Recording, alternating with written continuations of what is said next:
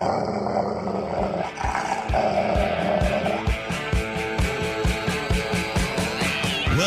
author, investment banker, consumer advocate, analyst, trader. Chris Markowski is the watchdog on Wall Street. You want answers? Exposing the lies and myths that the big brokerage firms, the mainstream press, and the government are pushing to keep Americans away from financial freedom. You can't handle the truth. Bringing America the truth about what really happens in the financial world. Ladies and gentlemen, we're not here to indulge in fantasy, but in political and economic reality. This is the Watchdog on Wall Street. It was a proud week for me.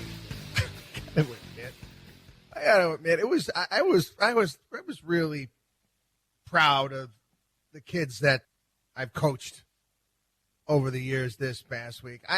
People new to the program. I've got a sport. I'm very passionate about lacrosse, and I also I'm very passionate about the other thing I really, really, really love to do outside of obviously my work and my show and my appearances. Again, I guess it's kind of the same because it's educating people. I love coaching. I love coaching. I'm a practice nut when it comes to efficiency. We do everything. I want my kids to succeed. I want them to succeed. I really, really do. And this past week, it was a great week. I had a bunch of my players from years ago when I lived down in Florida commit to colleges, some D2, some D3. And I also, my team now, I live up here in Long Island, team I have here in Long Island, which is a very, very competitive team. Right now, I think I've got only 3 or 4 kids left that have yet to commit to college. The rest of the team, every single one of them has committed to a D1 school. And I'm ecstatic.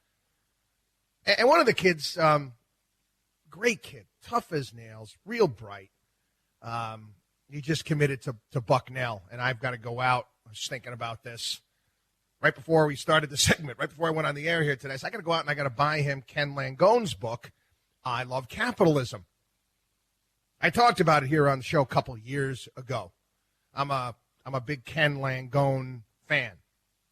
I'm a fanboy of guys like Ken Langone and what he's done. I want to get to the point in time where I can start donating hundreds of millions of dollars and help to make NYU medical school free. And he's got his name all over New York with medical centers and the great things that he has done. And his book was phenomenal. Talking about his life and the hard work that he put in and where he came from and where he is today. And it was a true shout out to the free market and capitalism. Again, Langone's an entrepreneur. He built Home Depot, amongst other things. Now, Jamie Dimon talked about Jamie here on the program. Jamie Dimon is he is the LeBron James of CEOs right now. He's the big CEO out there. That old commercial back in the 1980s with when E.F. Hutton talks, people listen. Well, it's kind of that way with Jamie Dimon as far as business is concerned, as far as the economy is concerned, most certainly as far as Wall Street is concerned. And he was interviewed by Maria Bartiromo, was it last Sunday, if I'm not mistaken, and he was defending capitalism. He defended capitalism and he defended billionaires, warning socialism would be ruinous, not just to American companies, but to the broader economy. Which, again, it's coming from Jamie Dimon. Bright guy, has some weight to what he has to say. But, again, it's master the obvious thing as far as I'm concerned. Anyway, we'll talk about Jamie Dimon. I'm going to also pull Boeing into this as well. And also understanding what capitalism is. year after year after year, I've gotten into this here on the program. I've fought against, I've gone on programs, fought against people. Capitalism is broken. Capitalism is not fair. And you even have capitalism is not perfect, but it's the only system we got. There's no other system. Capitalism is nature. Do you understand? It's nature. It's like trying to defy nature is what you're trying to do. And people just don't seem to get it. And they use the word capitalism. And if they don't like something that is happening within our economy, within our country, they'll say, oh, it's capitalism. Oh, you know why we had the financial crisis? Because of capitalism. No. No, you didn't. No, you didn't. Financial crisis, quite frankly, had its roots nothing to do with capitalism at all. It had a lot to do with government tinkering and telling people what to do and rules and regulations that defied capitalism. Now, we have issues right now when it comes to our economy, when it comes to the business world here in the United States. And this goes back, I've talked about this for years here on the program. The watchdog on Wall Street, axis of evil, big business, politicians, the mainstream media working hand in hand to further their own needs. Where we have a system here in this country where it's not capitalism. Capitalism, companies need to be able to fail. Last hour here on the program, I was talking about the column in the Financial Times by some idiot from some Scottish investment firm saying that short selling is bad and price discovery is not that important. What? Yes, it is. You know what's really important? You know what is integral to a free capitalistic society? Failure. Failure. When asked about 15 years ago in an interview, why are you so passionate about the program? Why do you do what you do? And I said, I want my kids to grow up in a country where they can succeed beyond their wildest dreams and also fail. Because make no bones about it, I've failed. I have failed. I've made errors in judgment.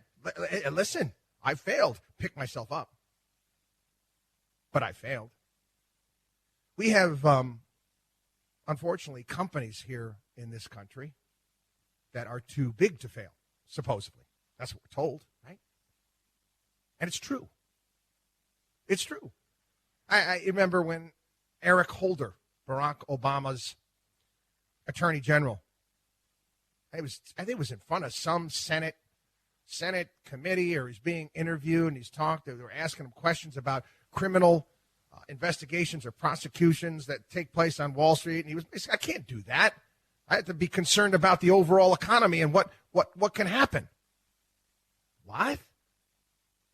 So what you're signaling is that these companies, based upon their size and their quote, end quote, importance, are untouchable? Well, we saw over the past week, and it didn't get enough attention, a very similar scenario happened with Boeing than what happened back in the 1990s with the big brokerage firms. However, in Boeing's case, people died. In the 1990s, people lost hundreds and hundreds and hundreds and hundreds of millions of dollars because Wall Street analysts were telling them to buy stocks that they knew were garbage. They knew they were advising people to buy companies that they knew were garbage. This was all of the major brokerage firms. Nobody went to jail for this. Nobody got in trouble for this at all. Oh, there were some fines paid. Big whoop-de-doo-dah. But, I look at it that as, well, gee whiz, you're ripping people off. That's basically stealing money, right? Am I right here? Does that make sense to you? Well, there was emails that were discovered behind the scenes, text messages, Boeing, people talking about how the how they didn't like the fact that they were going to have to train pilots and, oh, this plane is not that great. It's not safe. I wouldn't let my family fly on this. And again, Boeing has got its defenders in the mainstream media. Well, could be just disgruntled employees and this, that, and the next thing. Whatever, man. Boeing is too big to fail. The news that those text messages came out, the stock went up that day. Boeing's not going anywhere. Okay? And that's wrong. I'm here to tell you that's wrong. Steve Mnuchin has passed away. Well, because the problems with Boeing and the plane, it could be a hit to our overall economy. If Boeing is that important to our overall economy, Boeing needs to be broken up. Boeing needs to be broken up. Let the military contractor be the military contractor. Let the commercial airline be the commercial airline. Break the thing up. But that tells me there's not enough competition within that industry. If these big Wall Street banks, if one of them goes down, oh, no, take the whole economy down, then guess what? Break them up. We live in a world of these ginormous companies. And again, I know, I've talked about this here on the program. I can fix it. I can fix what's wrong with our business world. It's not a difficult fix. Yes, we're going to have to break up some big companies. But we also have to do, too? We have to start paying these executives, not just the CEO, but all of their lieutenants, all of their underlings. We have to pay them cash, period. LeBron James makes money, makes a handsome salary playing basketball for the Los Angeles Lakers. He doesn't get stock in the Lakers. He doesn't become a part owner of the Lakers. He doesn't. He gets paid. Now, if Jamie Dimon, and you can take a look at the job he's done over at J.P. Morgan. Jamie Dimon is that great of a CEO. Pay him. Pay him. Pay him cash. Not stock. The reason why we have all of these billionaire CEOs, all of these millionaires, since millionaires, it's because of stock. Suckers get paid cash nowadays. You're a sucker. You're a sucker CEO if you get paid cash. The CEO of Google only makes $2 million a year. It's Google. It's a behemoth. Only makes $2 million a year. I talked about this. You could be a backup of the backup infielder for the New York Yankees, and you're making more money than that. No, but he makes a ton in stock. This is the problem. I have a retirement plan at our business, and we have ERISA laws, everybody else does, and we contribute to our employees' 401k based upon how much money they contribute, we do that.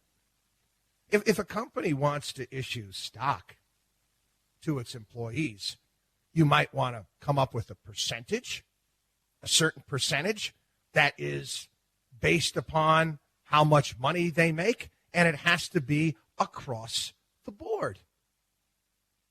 It has to be across the board. It has to be for everybody. It has to be for the janitor. It has to be for the secretary. And it has to be for the CEO.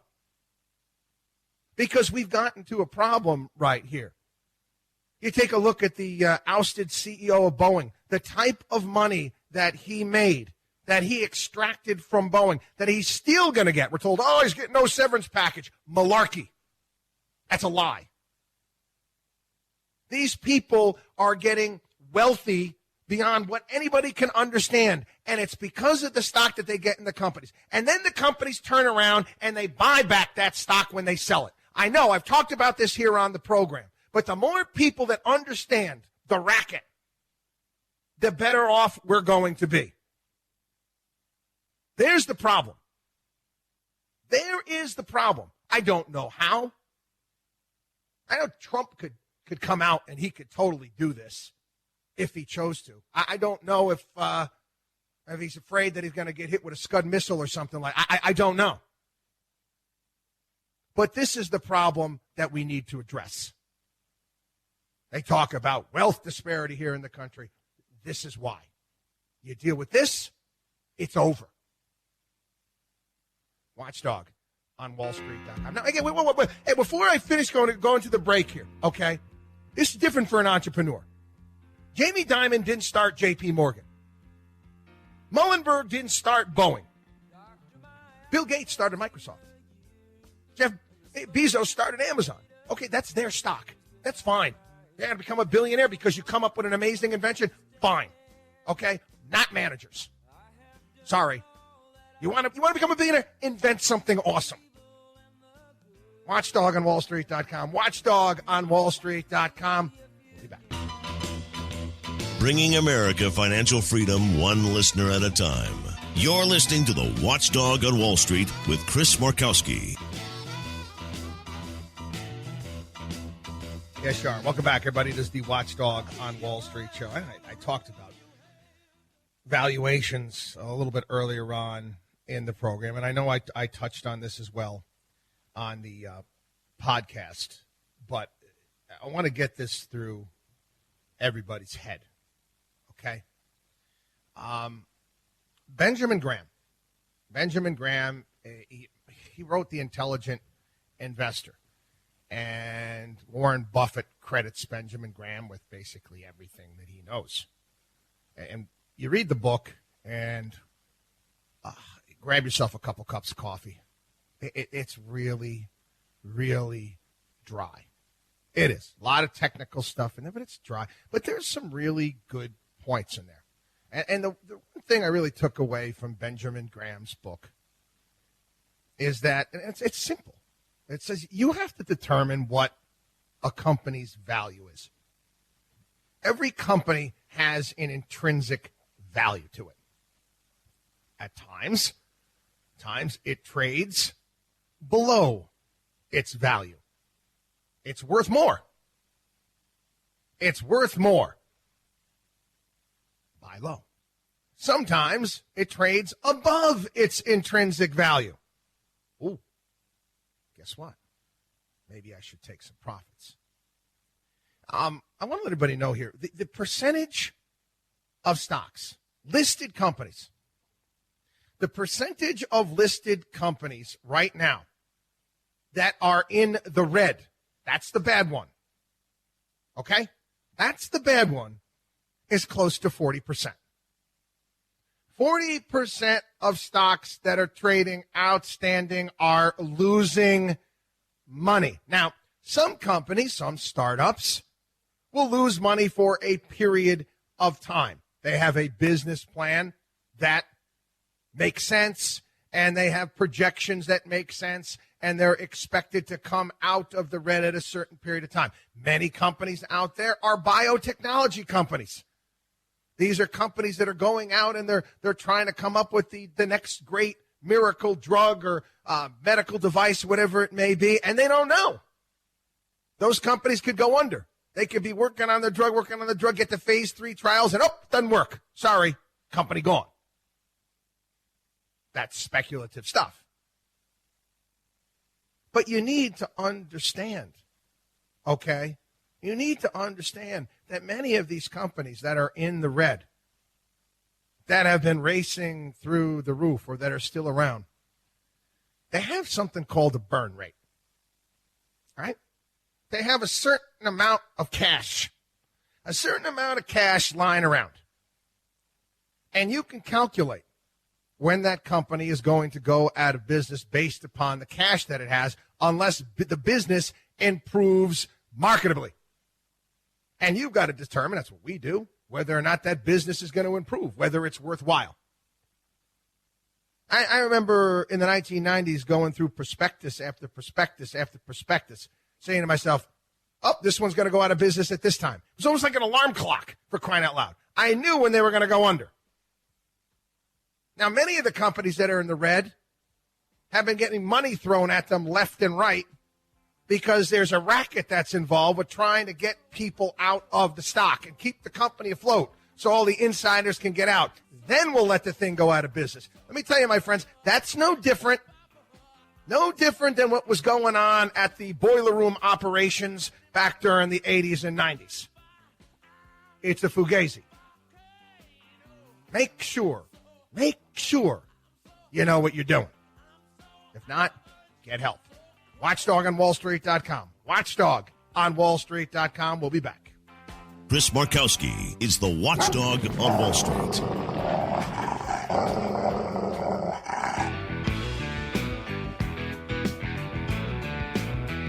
Taking Wall Street's liars, crooks, and cheats out behind the woodshed. You're listening to the Watchdog on Wall Street. Well, January 10th was a little over a week ago. And it was a big day in corporate merger history. Big days in corporate merger history. Yeah, January 10th, 2000. AOL Time Warner merged. AOL Time Warner merged. Now, I've seen several pieces out there and pundits and talking heads out there saying, you see, Time Warner, AOL, that merger didn't work out. This is why you don't have to pay attention to breaking companies up. They'll fail anyway. And I get aggravated when I see nonsense like that. I remember exactly where I was standing when I was watching that press conference. And I was laughing. We were cracking jokes. It was, remember that show, Mystery Science Theater 3000, whatever the hell it was called, where they would have science fiction movies and there would be the two guys, you see their back of their heads making fun of what was going on the screen. That was basically what I was doing with AOL Time Warner. AOL Time Warner happened. Why? Well, because Wall Street played up the egos of these people. I think Steve Case, he's smarter than that. He knew that his company was on the outs. He knew it was on the outs. You got mail. In 2000, America Online was the internet with training wheels. Prior a few years, you had cable, dial-up was going away. That's when the cable companies started offering internet. It was done. And they're using that as an example of, well, you know what, we can't, you can let these companies get bigger and bigger and bigger and bigger and bigger. Get that. No. First and foremost, I know this is old news for my long-term listeners. Let me explain to you what the mergers and acquisitions departments do at big brokerage firms. Let me tell you what they do. They look around and they find a CEO. Because again, CEOs are what?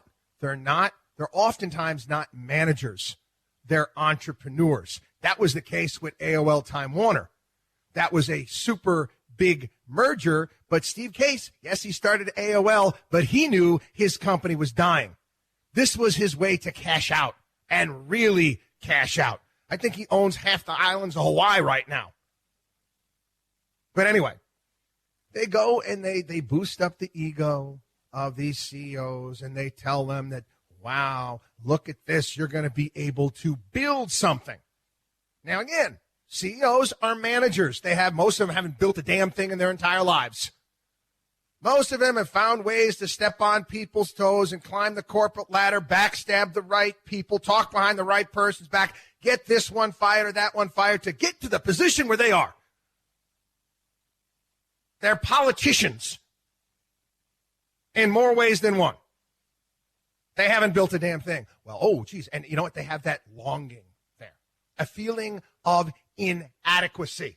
And Wall Street mergers and acquisitions departments know this. They're well aware of this. And they prey upon it. And this is why you see these M&A moves all the time. And how often do they work out? Huh? How often do these mega mergers work out? I've said it again and again and again. You can take a look at many of these gigantor companies and you break them up. They will be worth more broken up. They will be more dynamic broken up than they are together. It is what it is. However, but in the world, the way that CEOs are paid today, if you build this ginormous company, they can go and they can say, well, look at the revenues here at this company. Look at our numbers here. I need to be paid hundreds of millions of dollars in stock.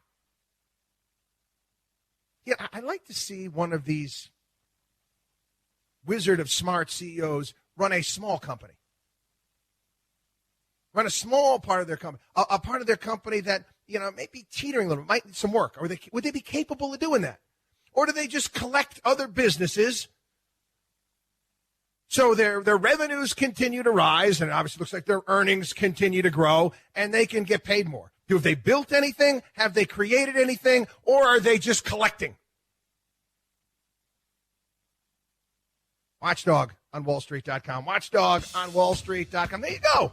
Again, Mergers and Acquisitions 101 right here on the Watchdog on Wall Street show. Don't go anywhere. We'll be back.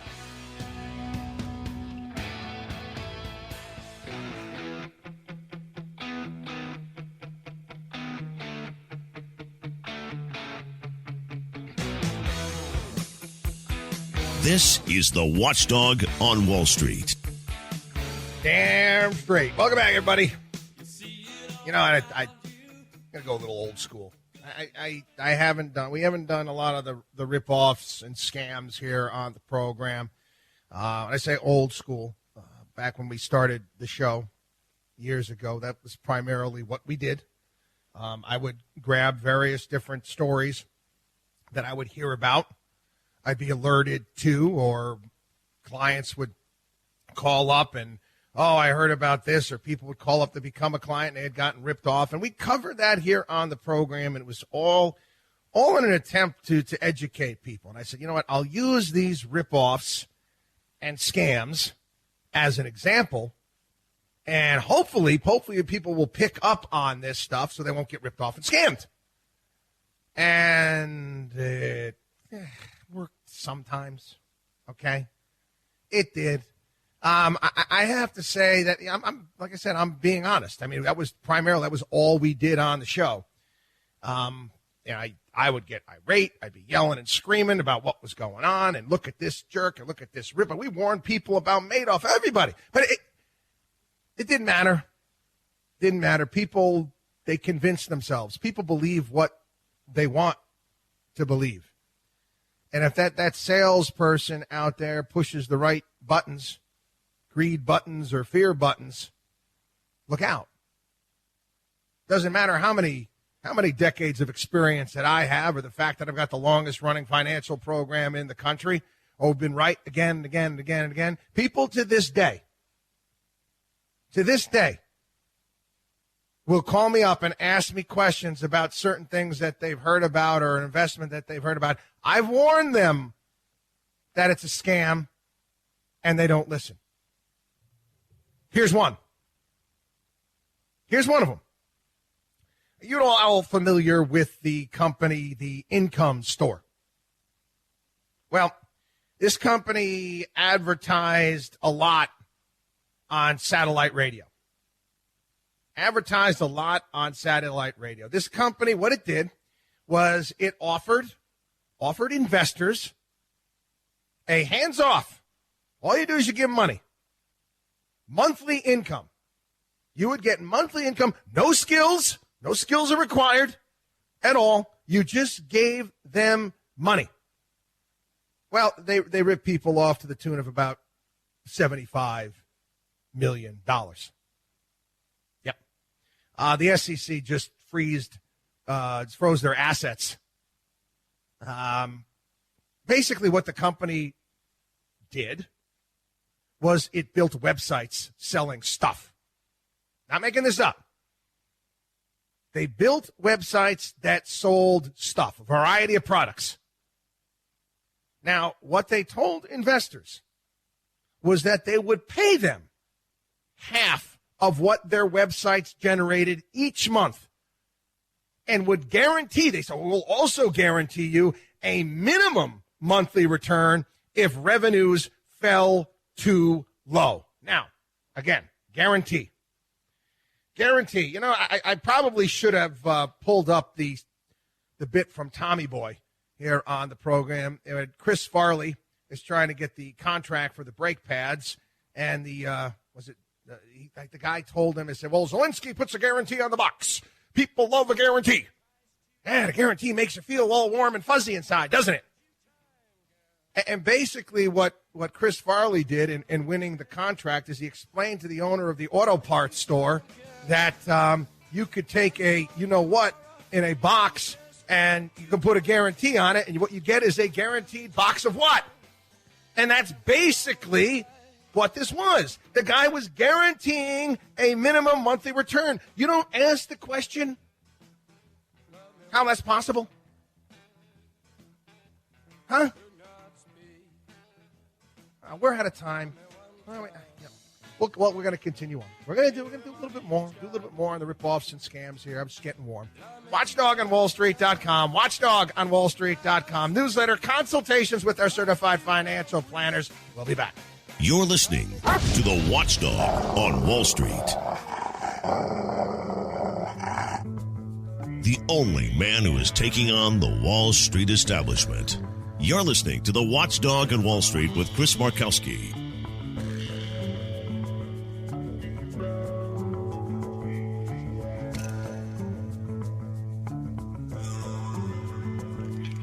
Welcome back. It is the Watchdog on Wall Street. I'm going to continue on with this. We're doing ripoffs and scams. We're going to have a little bit of fun here. Again, this company, you give them money, we will guarantee you a minimum return. A minimum monthly return if the revenues from your website that you didn't build, you don't even know what they're selling. They're doing it for you. We're going to build your website. We're going to sell the stuff, and you're going to make half the money on it. Yep. The company also guaranteed, again, I want to remind everybody about these guarantees on investments. Okay, think of a box with somebody taking a dump in it. Chris Farley, Tommy Boy, that's what it is. That's what your guarantee is. Guaranteed returns of anywhere between 13 and 20%.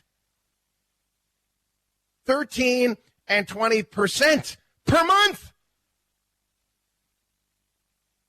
Again, shame on, and I'm going to say something here, and I know it's going to tick off probably some of the affiliates. I've actually lost radio stations over the years for just being honest here on the program. I have. You are airing advertisements, somebody guaranteeing people 13 to 20% a month on their investment. You know, the funny thing is, the hypocritical thing is here, you can't say swear words on the air, but you can lie to people all you want, make stuff up.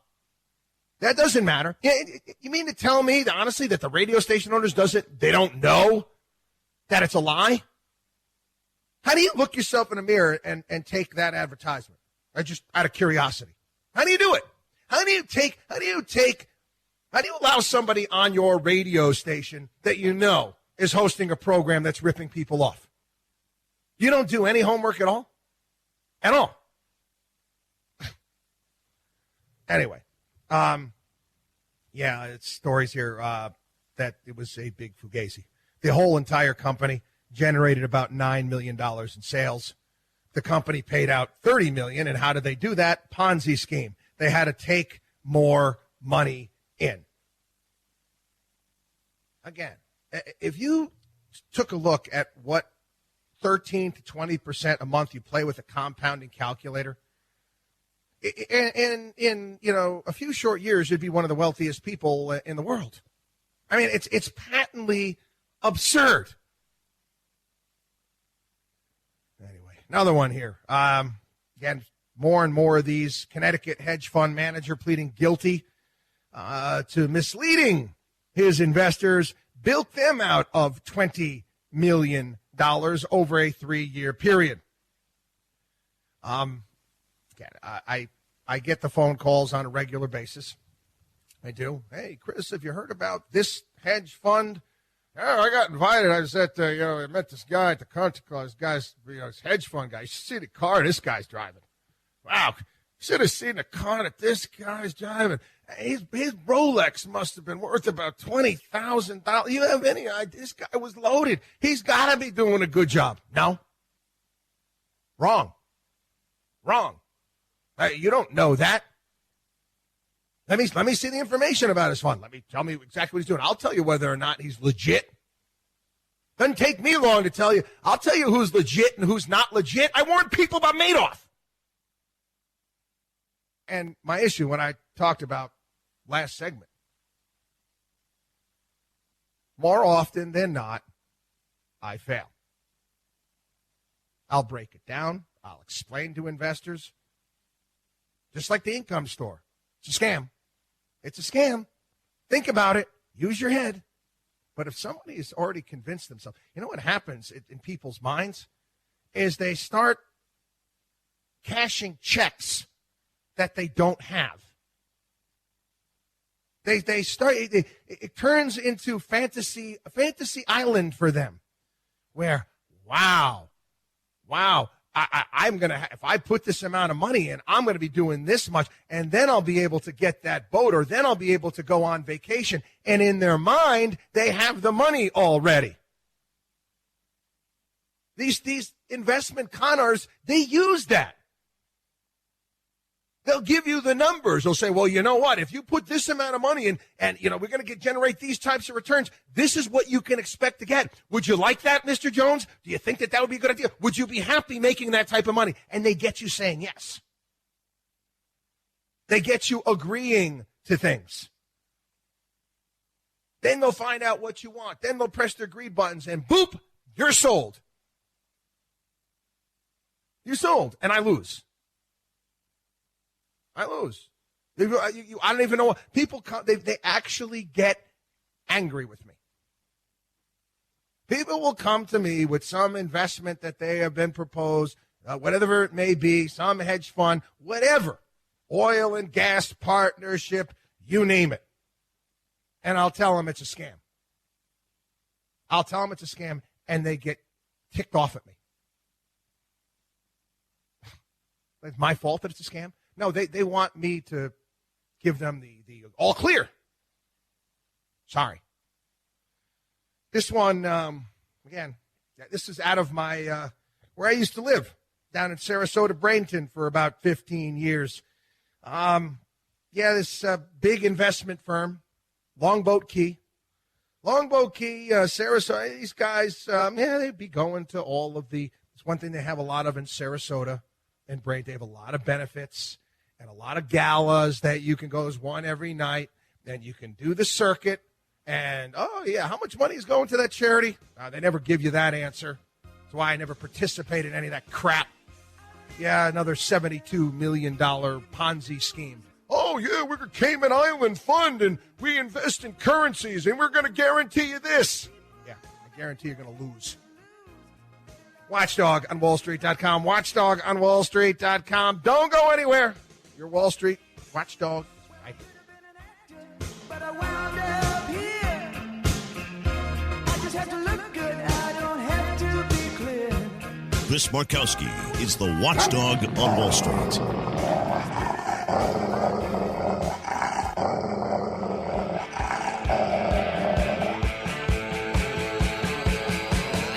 Well-known author, investment banker, consumer advocate, analyst, trader. Chris Markowski is the watchdog on Wall Street. You want answers? Exposing the lies and myths that the big brokerage firms, the mainstream press, and the government are pushing to keep Americans away from financial freedom. You can't handle the truth. Bringing America the truth about what really happens in the financial world. Ladies and gentlemen, we're not here to indulge in fantasy, but in political and economic reality. This is the Watchdog on Wall Street. The line from the film by Chaz Palminteri, The Bronx Tale. The saddest thing in life is wasted talent. I was thinking about that Monday morning. I had to make another jaunt into New York, and I was actually a guest invited on a morning radio show, New York radio show. Joe Piscopo, who many know from his Saturday Night Live days and his acting gigs, and he has a morning program, 6 to 9 morning program in New York. I'm one of the big talkers here, and I've met him before, and he's just a really nice, genuine guy. He hosts a really good morning program, and I like the fact that he wanted me in studio. And most of the guest appearances that I do are via the phone, but I like going in studio, looking people in the eye, and having a nice little back and forth. But anyway, early morning train ride into the city, and I'm waiting for Donald Trump's speech at Davos to kick off. And I start listening to it, and he's basically listing the first part of his speech, a real long part of his speech, was basically laying out his track record. Now, you all know that I love the line by Bill Parcells, "You are what your record says you are." And he went through a litany of things. He made comparisons to prior administrations and showed the differences and showed how well we were doing, pointing out the fact that this is a broad-based economic boom, helping people on the lower end of the spectrum as far as wage growth is concerned, growing the middle class. And he went on and on and on with his speech. And I was like, this is great, but I was kind of waiting for something else. Then he did it. And again, I'm going to be honest with you. I thought that this was by far one of his best speeches. There's been ones that I haven't cared for too much. This one I thought was great. He basically set the tone and planted the flag and said, this is what we have done. This is what we've done. This is how we have done it. Use us as an example. Use us as an example. This is basically, we're giving you the recipe. I'm giving you the recipe. I'm giving you the secret sauce on how to go about being a successful country and showing growth and not wasting your talents. And he laid it out. He also, I liked it too. It was a little bit of humility there. He was talking about, he actually talked about Florence, Italy, and the Duomo at Florence. Florence is one of my favorite places in the world, and the Duomo is obviously an iconic place, and how they built the church, but they had no idea how they were going to put the roof on. They had no idea how the dome was going to go on that church. They didn't figure out the technology for that. They didn't have the architectural prowess to do it at the time, but they said, you know what, we're going to build the church anyway, and we're going to make it happen. We are going to figure it out. Pointed that out. Also talked about Notre Dame Paris and how they're going to rebuild that church, and it's going to come back better than ever. Nothing but positive. This is a big difference. Big difference from the Davos of the past, where we're all going to die.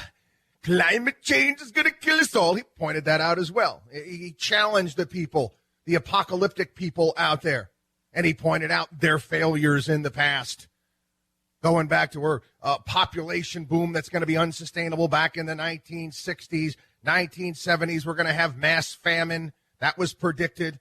We're going to run out of oil in the 1980s. But right on down the list of all the apocalyptic predictions that have been wrong. Now, we here on the Watchdog on Wall Street Trade Radio Show and Markowski Investments, even in the darkest of times. Financial crisis, people's portfolios blowing up after the dot-com collapse. People didn't want to listen to us. What do we say? What do we say? Never bet on the end of the world. It's going to only happen once. One of the things that Donald Trump pointed out that he has been very, very successful with here in the United States is getting rid of regulations, getting rid of red tape. Prior to his presidency, I wrote a column entitled The Lilliputians on Steroids. And the Lilliputians, well, Jonathan Swift and his classic novel, Gulliver's Travels. When he wrote that, Jonathan Swift was actually, it was a satire based on his time. And he was basically showing what, the kingdom of Lilliput was basically a study of what it was like in England. Now, Swift was a clever guy, and he made the Lilliputians all of 6 inches in stature, but they possessed all the haughty pretension of John Kerry and the self-importance of full-size men. Adjectives that he used: ill-tempered, two-faced, ethically challenged, greedy, deceitful, and jealous all come to mind.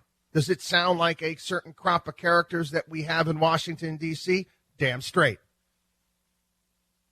Swift actually, in the novel, used several characters as a direct comparison to some of England's leading political figures and the endless roadblocks and red tape that they subjected the citizens to. Now, if Swift were alive today, obviously different day and age, I'm sure the Gulliver's Travels might be a little bit different. Might be a little bit different in some respects. And, it might have Dwayne "The Rock" Johnson in it, or Vin Diesel or something like that. They'll probably make the movie out of it that way. But this is what we face. Faced in this country. We're still facing it. Okay? We're not there yet. We're nowhere near there yet. But we are heading in the right direction. I've often explained, and this is going back, to be quite honest, this is going back to the Bush administration. George W. Bush was a gigantic regulator. A gigantic regulator. Look at what he did, what he signed into law after the dot-com collapse. Sarbanes-Oxley. Sarbanes-Oxley. Thousands of pages of regulation that drove IPOs, drove all sorts of investment banking outside the country.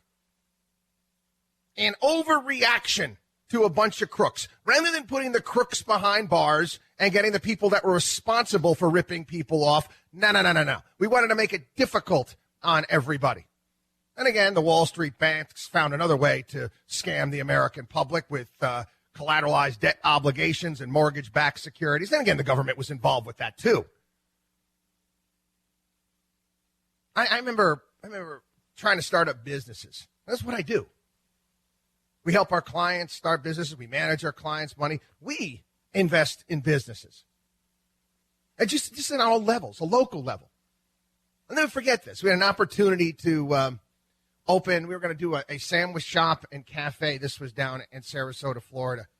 And, this is right during, this is 2008, 2009, right around that point in time. And I went down to the county and, see what we needed to do. And they sent somebody in.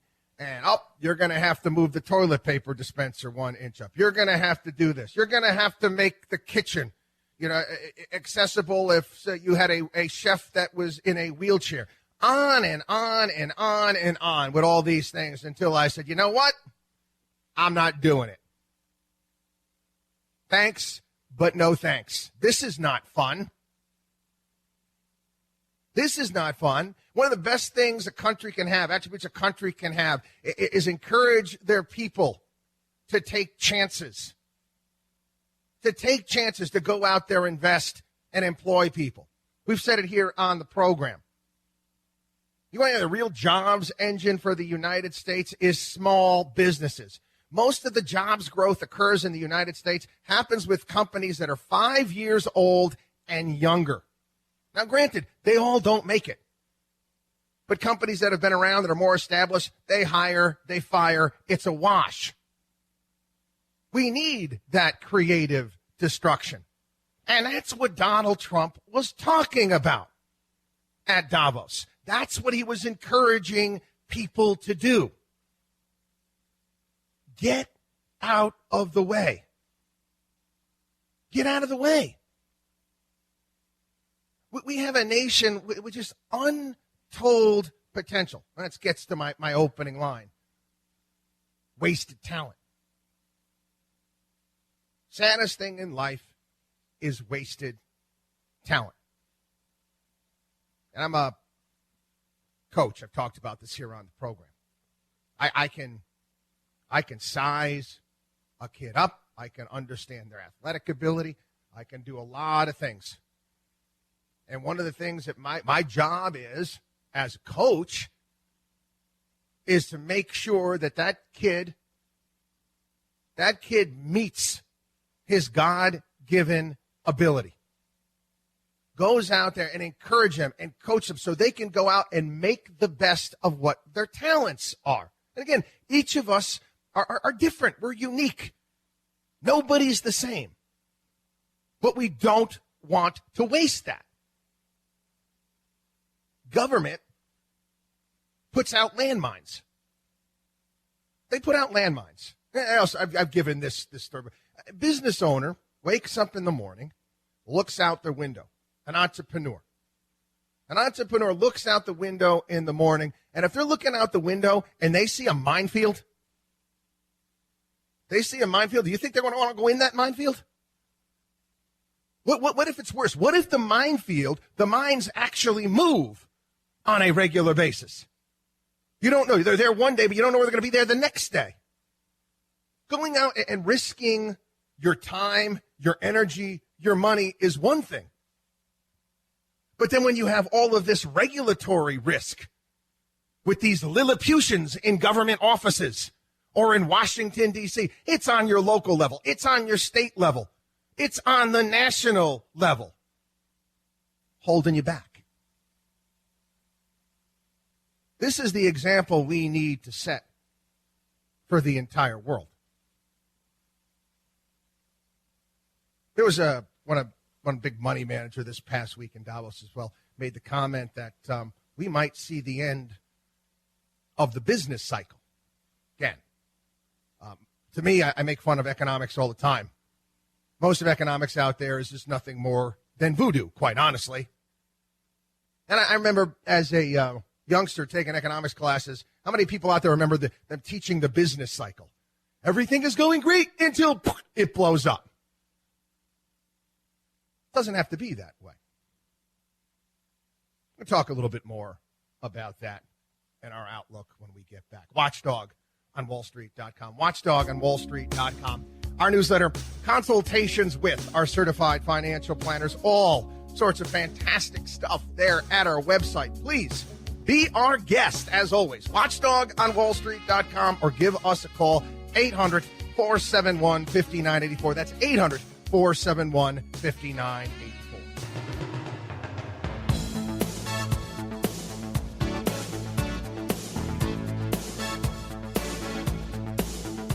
You should believe in math, not magic. You're listening to the Watchdog on Wall Street with Chris Markowski. Welcome back, everybody. It is the one, the only, the Watchdog on Wall Street show. It's a place we take the liars, the crooks, the cheats out behind the woodshed and give them a bit of a beatdown. Okay. The business cycle. It's conventional wisdom, right? Conventional wisdom. Oh, my God. Look, it booms, then it blows up. I remember I was listening to one of these things called the Soho Forum. It's a libertarian debate society in New York. And I forget the guy. It was some professor at the University of, Amherst College. Amherst College, some guy, and he was a communist, socialist professor there. basically saying, well, how can we back capitalism when all it does is you have booms and busts? Really? How many recessions have we had over the past, 4 decades, 5 decades? And you think that these recessions happen just as a natural course of events? Wrong. These were self-inflicted wounds. Has nothing to do with capitalism. And let's talk about the Great Recession again. The Great Recession. One of the things out there that nobody explains properly.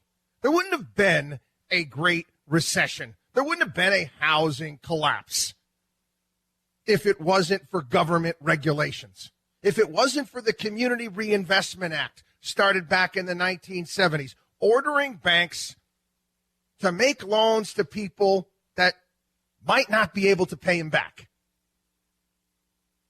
The entire Community Reinvestment Act got put on steroids during the Clinton administration. You know what else happened during the Clinton administration? We got away from traditional 30-year mortgages where you put 20% down.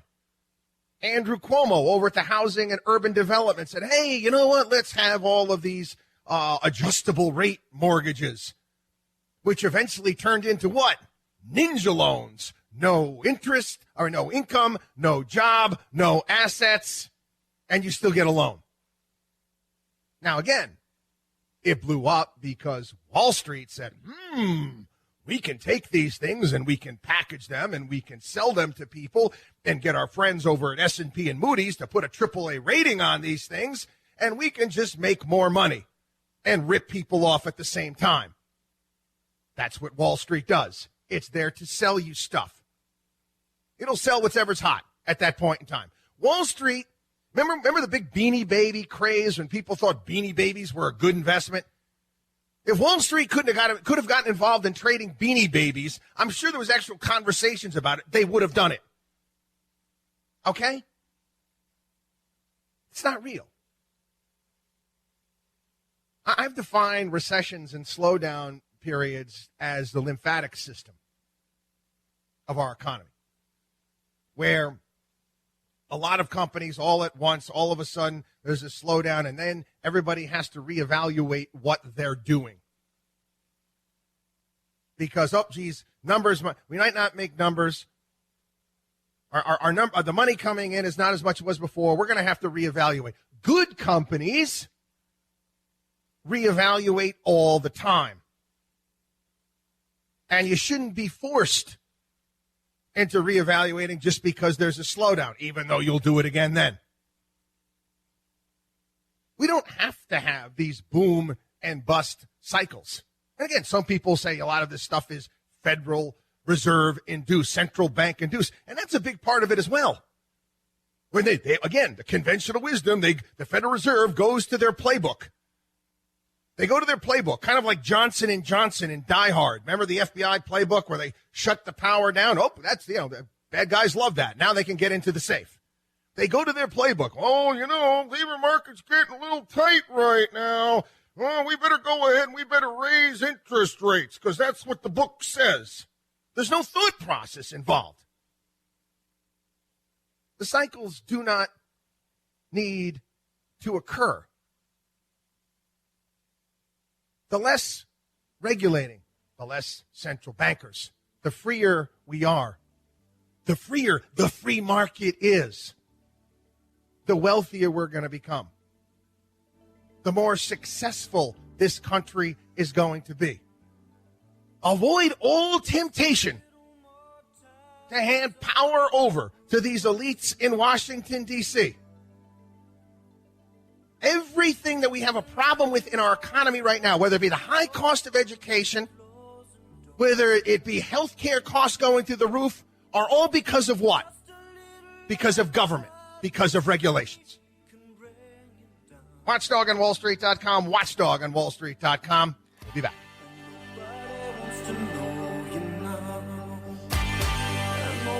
Chris Markowski is the watchdog on Wall Street.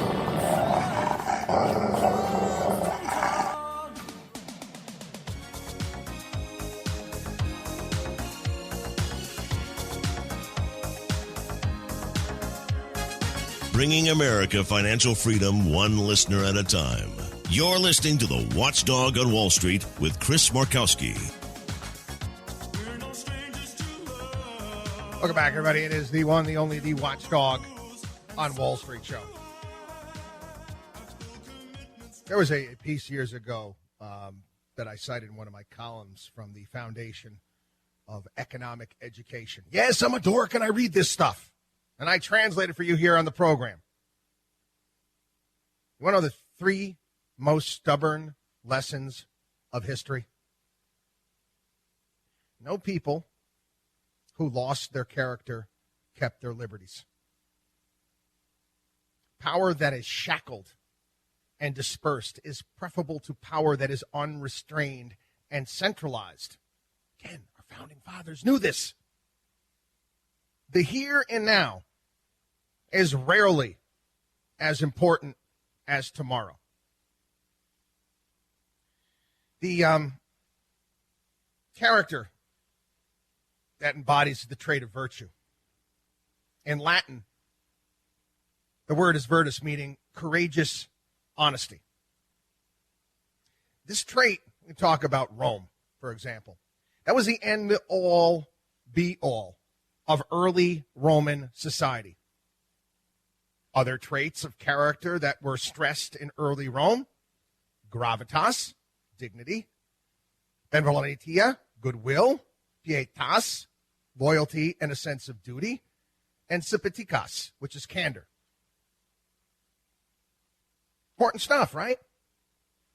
The connection between character and liberty is powerful. Liberty, by which I mean rule of law, respect for and protection of the lives, rights, property, and contracts of others, is the only social arrangement that requires character. No other system, in particular, socialism, which is, hey, millennials love it. No, they really don't know what it is, okay? They don't know what it is, and they really don't know what capitalism is. No other system, in particular socialism, asks much of you other than to keep quiet, pay your taxes, and go get yourself killed when the government goes and directs you to. The absence of character produces chaos and tyranny. Its presence makes liberty possible. Rome, in particular, it rose from nothing and sustained itself as a great entity for centuries because of its strong character. Hey, I want everybody to think about this. I know. Later on, I'll talk a little bit about what's going on in Washington, D.C. But I'm being straight up honest. I didn't watch any of it. I didn't watch any of it because there's little character being displayed. Rome transformed from a republic to an empire through the process of erosion. The welfare state that was instituted little by individuals craving power did what? It ate away at the virtus of the Roman people. Slowly but surely, a self-reliant people abandoned responsibility, discipline, and property rights. They turned to what? Oh, let's look to the government to solve our problems. What's in it for me? What am I entitled to? These questions asked today by vast numbers of Americans, there's nothing more than echoes of the past. The politics of Rome is a familiar tune. There were credible sums of money spent to get one elected, with taxes being raised in the aftermath to pay for all the grandiose promises made to the self-centered populace. The emperors of Rome built their power on entitlements the same way our politicians do today. Rome also understood when it was founded that concentrated power was very dangerous. They originally split the top position of power between two individuals called consuls. The one was a check upon the other, and neither could serve more than a year. The legislature was composed of the Senate and assemblies of elected representatives. Does this sound familiar? These checks and balances dissipated over time because the cities and provinces of Rome lost their power and independence to what? The central government. Why did they lose their power? Well, hey, send us money. Send us money to get us out of this bad situation of our own doing. And it falls apart. Now, we're dealing with these problems. We're dealing with them little by little. Again, we can applaud what's happened over the past few years, and I'm thrilled. I'm thrilled. But we have to keep going. We have to continue to push. I have to take a quick break. A little bit more on this when we get back. Watchdog on WallStreet.com. Watchdog on WallStreet.com. Again, become a part of the Watchdog on Wall Street family. Our certified financial planners, all sorts of fantastic stuff there at our site, watchdogonwallstreet.com, or give us a call, 800-471-5984. Taking Wall Street's liars, crooks, and cheats out behind the woodshed. You're listening to the Watchdog on Wall Street. There were some other things. That doomed Rome. How about them deciding that they needed to be policemen for the world? Going from one quagmire to the next quagmire to the next quagmire. Wars are not cheap. We've spent $6 trillion plus on the war on terror and counting.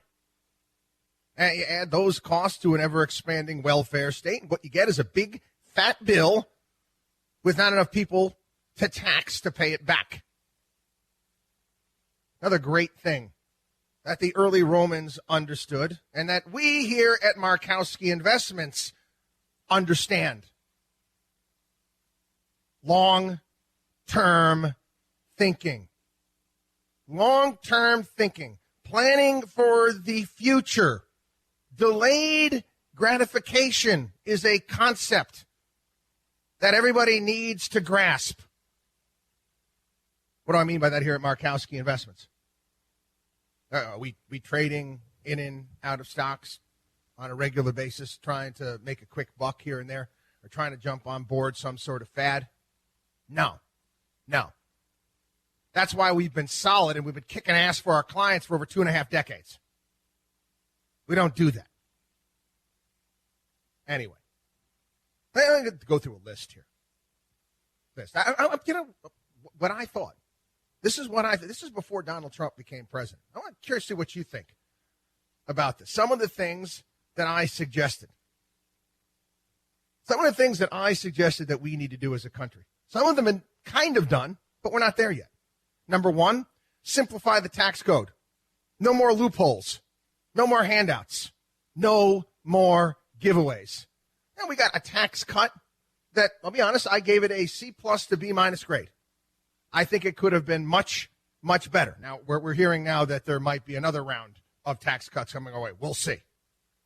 Another thing, a balanced budget amendment. It's straightforward. Okay? You don't spend more than you're taking in. We need to reform the regulatory process.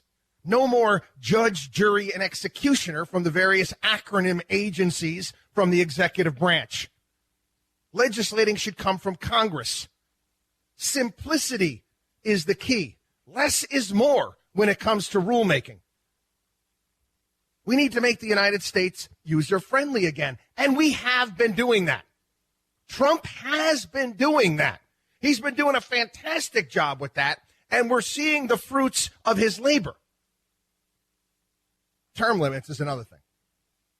I know, I get arguments from people with this all the time. I'm sorry. And I'm talking term limits where you're just termed out of Washington. An individual should not be allowed to work any more than 8 years in total as an elected official. That's it.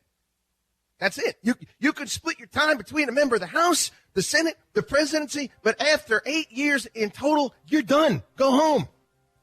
Another one that I've been pushing for here on the program. It was a part of the Republican platform in 2016, but we haven't done anything with it yet. Break up monopolies. We need to establish as well a non-interventionist foreign policy doctrine. We're heading in that direction, but we're not there yet.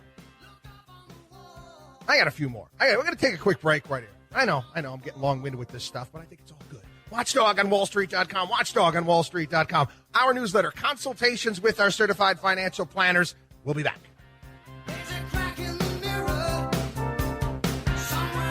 You're listening to the Watchdog on Wall Street.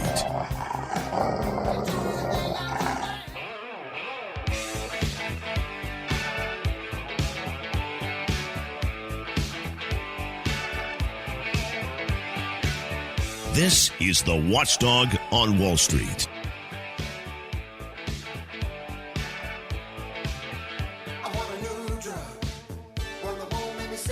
Each and every one of these 12 points that we're talking about now and discussing with you, we've been talking about since we first got on the air. Since we first started on the air, been talking about these things, the things that we need to do as a country. Some of these things are being done. Some of these things are being done right now. And take a good look around. Take a good look around and see the opportunity that exists right now in this country. Imagine what we're capable. Again, what I start off with, saddest thing in the world is wasted talent. When I have a kid come up to me, Coach, what do you mean? Why are you on my case so much? I had 3 goals and 2 assists the last game. Why? Because I know you can do better. That's why. And I wouldn't be a very good coach if I just let you slide. You've got more talent than that. So I'm going to get on your case. I think you can play better. I think you can do more. We're doing great, but we can do more. Again, I mentioned, establish a non-interventionist foreign policy doctrine. At some point in time, we have to stop playing world policeman. Another one on my list, again, and it's Donald Trump's doing it. Free trade only when the playing field is level. Real simple. How the hell can you have a free trade agreement with a country that still has indentured servants? Yeah, that was part of the TPP. Remember that? The Trans-Pacific Partnership that we pulled out of? It was a part of a trade deal where certain countries in that trade deal actually still have indentured servants, which is another word for slaves. Immigration reform. This one I've been pushing for a long time. I love immigration. Love it. You know what I do? I love all Americans, all colors, all places. But I want people that want to come to this country, that want to be Americans. We've gotten off track when it comes to assimilating people to our society.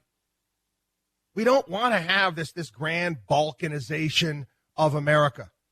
There's nothing wrong. Hey, Savage talked about this years ago. Borders, language, culture. Another thing. No more subsidies. No more subsidies. No more of these ridiculous companies, these green companies. Oh, but I'm a green company. Then I got to sit down. I'm going to go to the government, and they're going to hand me all sorts of money. No. I tell you what. You got a great idea. You got a great idea for a green company. You got a great idea. I don't care who you are. This is all you do you? You got a great business plan? Show it to me. Show it to me. If you have a good business plan, I'll find you the money. It's just that simple. If you have a good business plan, if you have something that will work, guess what? You don't need government money. No more subsidies. It's not the duty of the government to go picking and choosing winners and losers. No special tax deal should be given to any private concern on the federal or local level, period. You hear what I'm saying? Federal and local level. That goes to all these little municipalities out there. Oh, look. Oh, they want to build a movie studio in our area. So we'll let you come here. You don't have to pay taxes. Well, everybody else has to. No. That sucks.